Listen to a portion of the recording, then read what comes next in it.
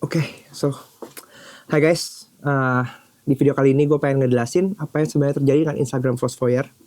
Setelah kericuhan itu, sekaligus kita menceritakan ada banyak hal yang mau gue ceritain di video kali ini. Tapi pertama, gue mau cerita dari sisi respon. Gue mau berterima kasih buat kalian semua yang udah menunjukkan care, attention, karena kita to be honest nggak nyangka bahwa begitu banyak orang yang peduli terhadap kita. Gitu, begitu banyak orang yang directly DM kita satu persatu kan, hey ini beneran, ini gimmick bukan gitu. Memang kelihatan kayak gimmick ya, tapi no, it's the truth.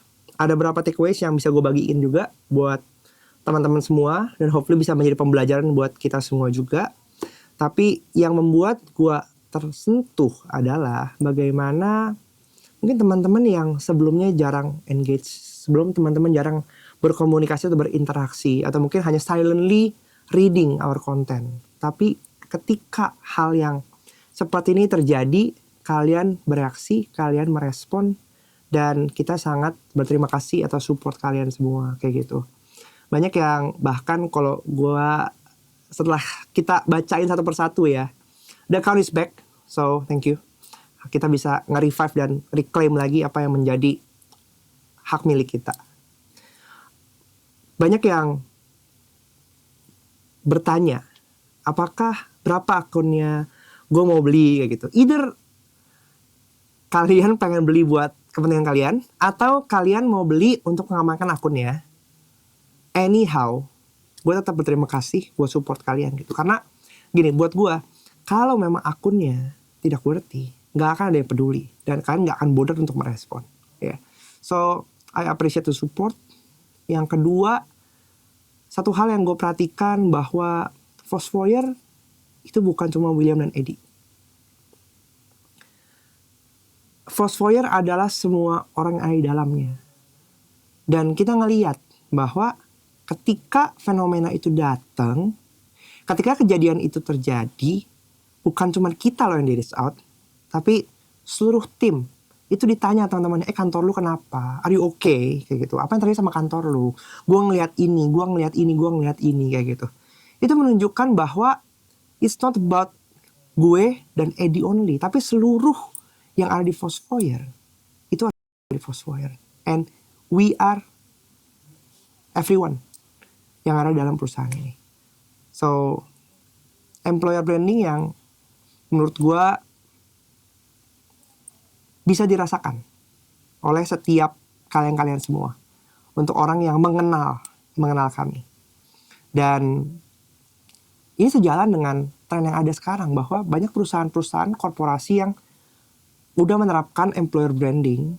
Tapi itu yang kita lakukan sejak hari pertama Foursquare berdiri. Gue menggunakan social media, gue menggunakan seluruh aset yang kita punya untuk membangun employer branding yang bisa menunjukkan siapa Foursquare dan apa yang mau kita sampaikan. Dan gue yakin bahwa tren employer branding ini akan semakin dibutuhkan gitu. Bukan cuma sekedar konten, tapi kita mau menunjukkan this is the real us. Ya, emang apa yang terjadi di dalam yang juga bisa diportray keluar. Sehingga orang bisa tahu siapa Foursquare walaupun mereka tidak menjadi atau belum menjadi bagian dari keluarga Foursquare. Yang ketiga yang gak kalah penting adalah security. Bahwa kita menyepelekan peran 2FA. Karena gini, gue ngerasa bahwa ya ini kan akun perusahaan ya, bisa diakses beberapa orang juga gitu. Sehingga kita gak menggunakan 2FA dengan baik dan akhirnya security breach gitu. Dan di sini gue mau menekankan bahwa pentingnya untuk menjaga akses dan security. Mungkin karena gue menyepelekan supaya mudah diakses, jadi hal-hal tersebut kita tidak prioritaskan. Tapi akhirnya malah menjadi bumerang buat kita semua. So, mau apapun itu, mau akun perusahaan, mau akun pribadi, mau follower kecil, mau follower banyak, kayak gitu. Dimana sekarang security breach ini lagi banyak banget. So, ini menjadi pelajaran penting buat kita semua, terutama buat gue sendiri, dan buat seluruh tim Foursquare untuk memprioritaskan security. Karena pada akhirnya, Foursquare, akun Instagram ini adalah digital asset buat kita. buat teman-teman yang sering dengar cerita bagaimana gue secara idealis ya membangun tim Foursquare ini tanpa adanya sales. Jadi gue memprioritaskan konten marketing dalam perjalanan kita ngebangun credibility, kita bermain membagikan informasi, kita membangun reputasi, sampai akhirnya klien datang karena pengaruh konten marketing kita. Dengan apa yang kita lakukan, campaign-campaign kita gitu, terbangun reputasi dan kepercayaan di sana gitu. Sehingga kemarin pun ketika kejadian terjadi, banyak klien yang ikut WA kita untuk nanyain, semoga cepat balik ya, semoga cepat pulih ya gitu. Menurut gua itu benar-benar dukungan yang luar biasa sih buat kita. So, thank you buat kalian semua. Dan apa yang kita bagikan adalah bagaimana kita mau berkontribusi buat stakeholders kita. Entah itu buat audiens, untuk teman-teman yang suka marketing, untuk teman-teman yang berkecimpung dalam dunia kreatif, untuk para klien, dan juga untuk para stakeholders lainnya lagi. Yang kita percaya bahwa dengan kita membagikan informasi yang seharusnya diketahui, meningkatkan aksesibilitas, itu akan membuat industri ini akan lagi semakin sehat dan semakin bertumbuh. Dan yang paling terakhir adalah bagaimana kita kehilangan sekitar 2000-an followers dalam waktu yang singkat. Buat gue itu adalah sebuah fenomena yang it's okay. Karena gue bisa membagi, ada tipe follower yang loyalis ya, untuk mereka yang follow karena mereka suka dengan kontennya, dengan value-value yang kita berikan, dengan insight-insight yang kita bagikan secara gratis.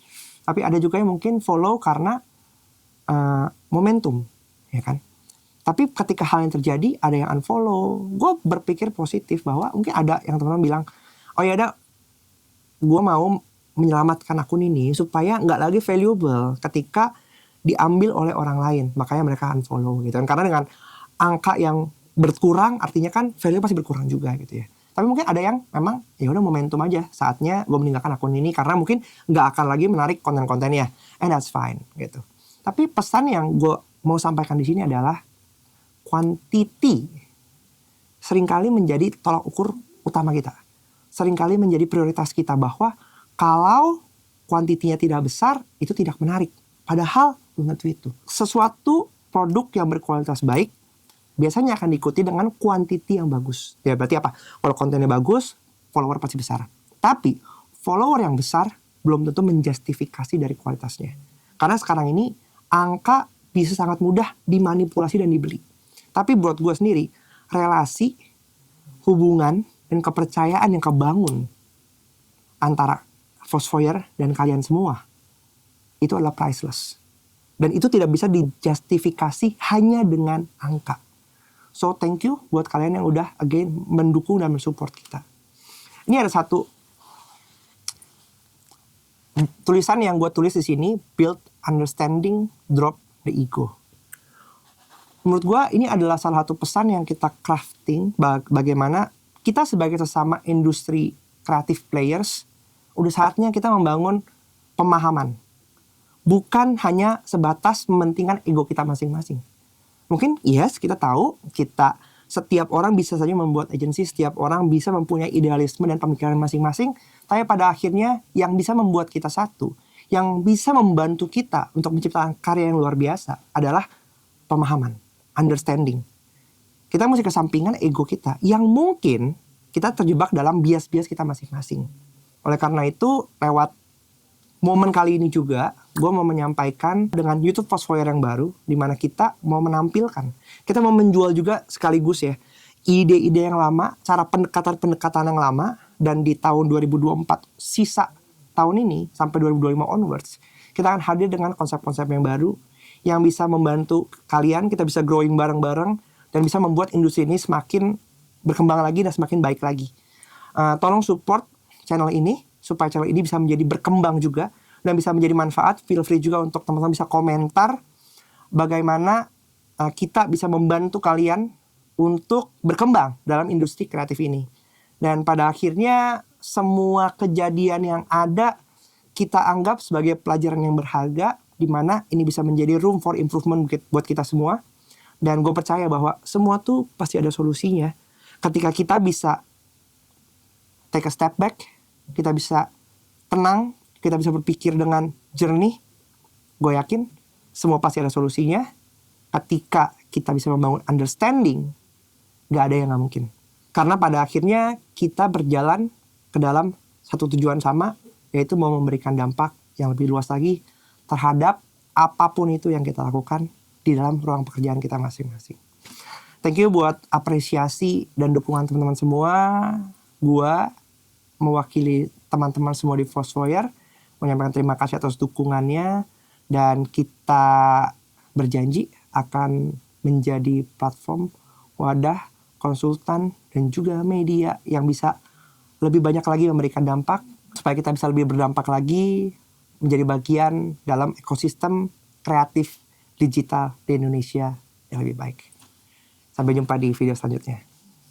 Bye. Oke.